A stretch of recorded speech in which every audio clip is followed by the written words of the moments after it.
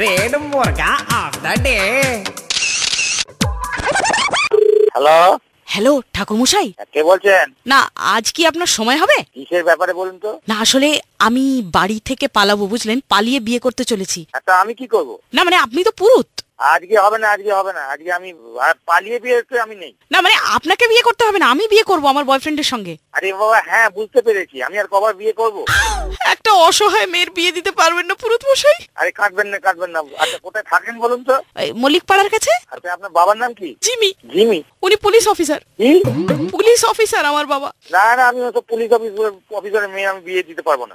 এক minute, police অফিসারের মেয়েকে বিয়ে দিতে পারবেন না কেন? পুলিশের চক্করে পড়তে পারবো না। আমার বাবা বাড়ি থেকে বেরোতে দেয় না। আজকে সরস্বতী পুজো উপলক্ষে বাড়ি থেকে বেরোবো, আপনি বিয়েটা দিয়ে দিন ঠাকুরমশাই। না, এই বিয়ে আমি দিতে পারবো না। আপনি কি বিয়ে করেননি বলুন তো? বিয়ে করেছি ঠিক কথা, কিন্তু এরকম পালিয়ে বিয়ে করি।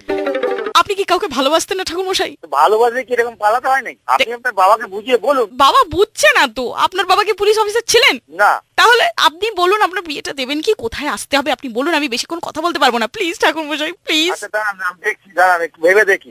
ভাবার তো দরকার নেই, সরস্বতী পুজো দিলে কি বিয়ে দেওয়া যায় না নাকি? আরে আমার সন্ধ্যে পর্যন্ত পুজো আছে, আমি এখন কি করে বলি বলুন তো আপনার? আরে মেয়েরাও তো বর চায় নাকি, যে কোনো একটা মুহূর্তে বললেই হবে। আরে সেই বর আলাদা।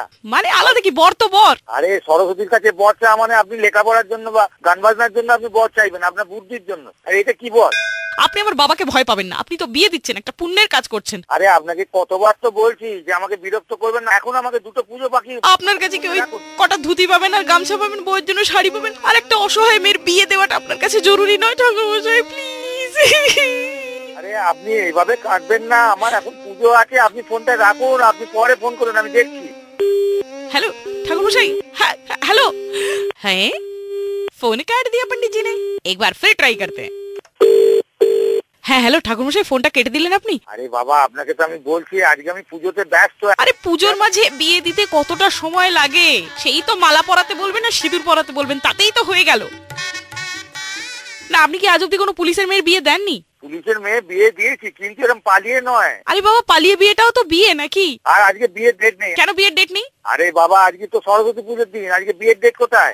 আজকে বিয়েটা দিয়ে দিলে অসুবিধাটা কোথায়? এ কি মগের মুলুক নাকি? আপনি যা বলবেন তাই আমাকে করতে হবে। আজকে বিয়ের ডেট নেই, আমাকে বিয়ে দিয়ে দেবো। আচ্ছা ঠিক আছে, কবে দেবেন বলুন? বাড়িতে যাই, পাঁচি দেখে আপনাকে জানাচ্ছি।